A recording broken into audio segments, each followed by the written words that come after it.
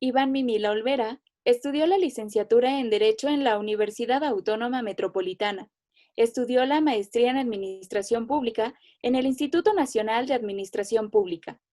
Cuenta con diversos diplomados y seminarios de Derecho y otras áreas. Fue cuadro político estatal y nacional por el ICADEP, ahora Instituto Reyes Heroles. Ha sido representante jurídico de partidos políticos locales y nacionales ante el Instituto Nacional Electoral y el Instituto Electoral del Estado de Hidalgo. Se dedica al litigio, a la administración privada y la docencia. Es profesor de Teoría del Estado, Derecho Constitucional, Derecho Internacional Público y Derechos Humanos. Actualmente es miembro de Equivernos, capítulo Hidalgo. ¿En qué radica la importancia de la Constitución para los ciudadanos de una nación? El maestro Elisur Arteaga Nava dice a través de su libro de Derecho Constitucional: una constitución es un complejo normativo de naturaleza suprema y fundamental. Es un conjunto de normas dispuestas sistemáticamente con el propósito de organizar un Estado. Ellas regulan el uso del poder, garantizan el respeto de las libertades y permiten el ejercicio de derechos. Son de jerarquía superior, permanente, escrita, general y reformable. Que sea la Constitución Política de los Estados Unidos Mexicanos la que determina la estructura jurídica del Estado, significa que ella define la organización social a partir de su estructura política, que establece las condiciones para el ejercicio del poder desde la perspectiva de la unidad normativa, converge en el ser y el deber ser del Estado y tiene por objeto la regularización de las instituciones políticas que determinan que el derecho sea como es y no de otra forma, que el poder se ejerza como se ejerce y no de otra manera. Quiero decir que a la Constitución le corresponde establecer los límites entre el poder, la libertad y las necesidades sociales, entre normatividad, derecho y normalidad de hecho. En nuestra Constitución encontramos no solo cuáles son las instituciones del poder, llamadas estructura administrativa del Estado mexicano, sino también sus límites por cuanto a derechos humanos, derechos políticos, prohibiciones absolutas, prohibiciones relativas, inhibiciones al poder, funciones y atribuciones para los distintos órdenes de los distintos poderes. Es un complejo donde se establecen los derechos y las obligaciones de los mexicanos, de los extranjeros y de las autoridades. El individuo social o ciudadano debe conocer máximos y mínimos de su actuación y de sus representantes para votar o ser votado, para incursionar en la carrera judicial o para hacer efectivos sus derechos ante una acción proveniente de autoridades o de otros particulares. ¿Qué leyes u ordenamientos están por encima y cuáles supeditados a la Constitución mexicana? La Constitución mexicana es suprema en el país. Tiene el atributo de asignar a todo lo que no es ella el carácter de derivado. Su supremacía se manifiesta nacionalmente, o mejor dicho, popularmente, cuando consignan los poderes federales su protesta de guardar y hacer guardar la Constitución política de los Estados Unidos mexicanos y las leyes que de ella emanan. También cuando se establece en función de los poderes locales. Y una vez más cuando toma en cuenta a los habitantes del país, sean estos nacionales o extranjeros. Es inherente al concepto constitución la supremacía, no puede ser de otra forma porque está llamada a constituir. Todo al interior de la nación le es subordinado, ningún ordenamiento que le sea contrario puede subsistir o ser válido. Las autoridades solo pueden hacer lo que ella o sus leyes permiten. Todos los funcionarios públicos federales están obligados a protestar, guardar la Constitución y su incumplimiento trae aparejadas consecuencias exigibles ante el jurado de sentencia o por las vías que señalan la Ley Federal de Responsabilidades de los Servidores Públicos y la Ley Federal de Responsabilidades Administrativas de los Servidores Públicos. En lo local existe el Pacto Federal, que indica que las leyes locales no pueden contravenir la Constitución Federal. Se impone a la organización de las entidades federativas a través del artículo 116, a los jueces a través del 133, a los municipios a través del 115. En tercer lugar, los particulares no están normados como subordinados de la Constitución de manera directa, ni en el artículo 31 que enumera las obligaciones de los mexicanos, ni en el 33 que habla de las prerrogativas de los extranjeros. Sin embargo, en el artículo 136 se niega a los particulares la posibilidad de rebelarse para desconocer la vigencia de la Constitución. Por último, la Suprema Corte de Justicia de la Nación ha resuelto que los tratados internacionales, siempre que estén conforme a los artículos 15, 76 fracción primera, 89 fracción décima y 133, estarán jerárquicamente por encima de las leyes federales, pero seguirán estando en un segundo plano respecto a la Constitución Federal. ¿Qué es fundamental que todo mexicano debe conocer acerca de la Constitución de nuestro país? Considero que las personas debemos aprender todo lo que nos sea posible, pero de que debe de existir un orden para ello. Creo que los ciudadanos debemos de conocer, en primer lugar, nuestros derechos y nuestras obligaciones. En segundo lugar, los derechos y las obligaciones de los representantes. Y en tercer lugar, cómo hacer efectivos estos derechos y obligaciones frente a particulares y frente a autoridades. Por otro lado, creo que todos aquellos que se dedican a la administración pública, los abogados, los periodistas, los politólogos, deben de conocer a profundidad el Estado mexicano, los derechos de los individuos y los medios de defensa de los ciudadanos ante las autoridades, los medios de defensa de los particulares ante otros particulares y los medios de defensa de las autoridades ante otras autoridades.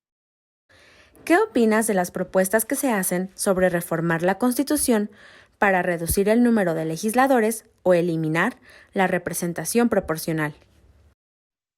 La Constitución ha dispuesto, en su artículo 52, la existencia de 300 diputados de carácter federal para representar a cada uno de los distritos uninominales en que se divide el país, y a 200 diputados representantes de partidos políticos que, sin haber alcanzado la mayoría relativa en votación, cuentan con un número suficiente de votos para estar representados en la Cámara. Por otro lado, los senadores representan un total de 128 funcionarios. Su elección será de 2 candidatos electos según el principio de mayoría relativa por cada entidad federativa y uno asignado a la primera minoría, es decir, 96 para representar el territorio nacional y los 32 restantes serán electos por el principio de representación proporcional. La mayoría relativa consiste, según la Suprema Corte de Justicia de la Nación, en asignar a cada una de las curules al candidato que haya obtenido la mayor cantidad de votos en cada una de las secciones electorales en que se divide el país o un estado.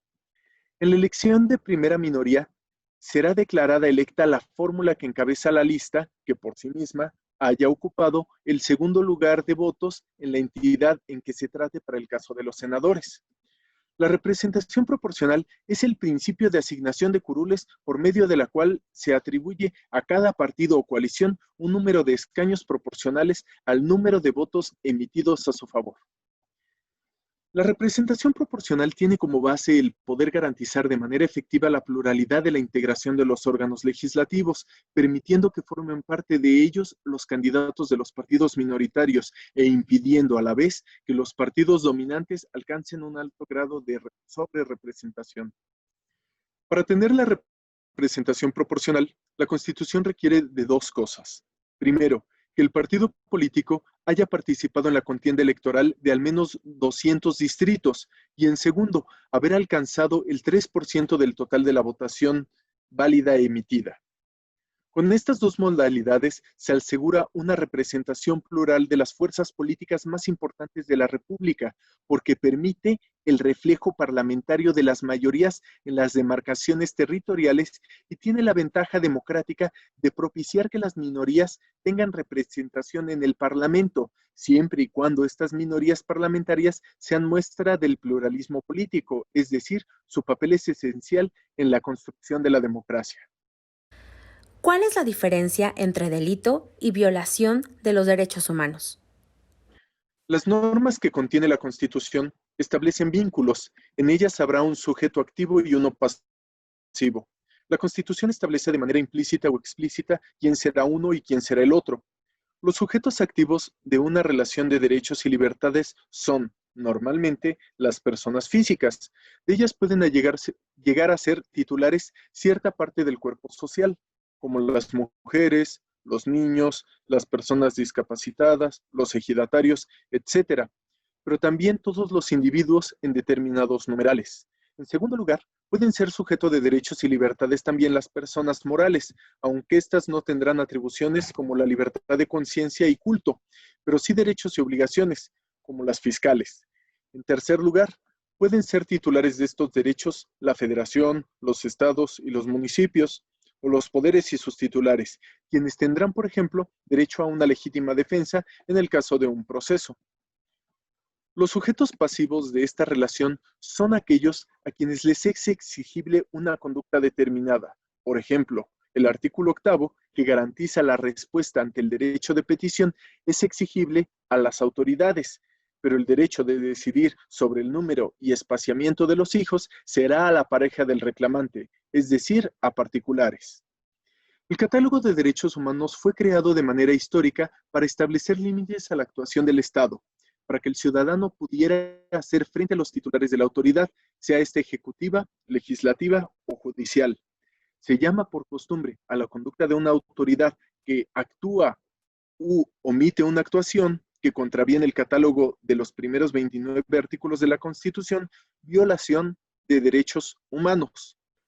Los derechos y libertades incorporados a la Constitución tienen la calidad de ser supremos. La Constitución, además de enumerarlos y establecerlos, los norma a través de leyes derivadas y de vías de defensa, con el objeto de dar seguridad al individuo en su titularidad, ejercicio y disfrute frente a los titulares de la autoridad y de otros individuos.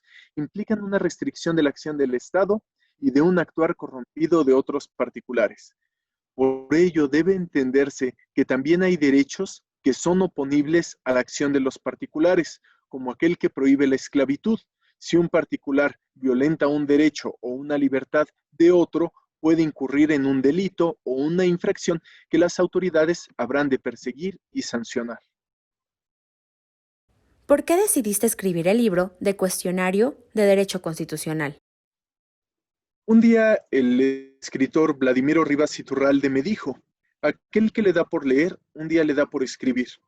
Y no sé si sea el caso, porque creo que con independencia de los volúmenes de derecho constitucional que he llegado a leer, fue el deseo de capacitar a personas interesadas en la vida pública del país, escuchar de manera constante hablares de diputados, senadores, presidente de la República, sobre el gobernador del Banco de México, entre otros, fue lo que me llevó, junto a mi colaborador, el maestro Luis Escorza, a hacer un manual práctico en el que se abordaran de manera rápida los temas que son motivo de controversia y que tienen una respuesta rápida.